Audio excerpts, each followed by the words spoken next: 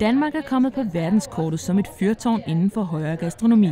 Det nye nordiske køkken har gjort ord som kvalitet, originalitet og autenticitet moderne inden for nutidig kogekunst. Men hvem bestemmer, hvad de begreber betyder? Og hvordan hænger de moderne madeksperters menuer sammen med det, som den almindelige dansker spiser? Det var nogle af de emner, som debattørerne forholdt sig til efter debatten. Jeg synes, det var en rigtig fin debat, hvor vi fik sat fokus på, hvem er det, der definerer, hvad madkultur er. Er det danskerne, eller er det eliten, eller er det lidt både og? Det vi har behov for, det er, at flere mennesker tager stilling til, hvad for noget mad de spiser. Fordi selv hvis flere mennesker tager stilling, så kan McDonald's også sagtens overleve oven i købet med at sælge noget bedre kvalitet til forbrugerne.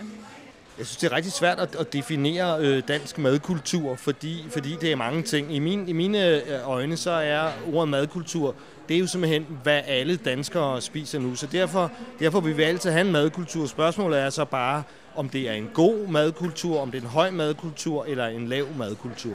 So the reason McDonald's is at Folkermode is to continue to bring our brand to the people. We're going to continue to network at Folkermode. It's a great opportunity to get in touch with politicians, to get in touch with NGOs and to decision makers, but also to bring some of our products to the Danish population.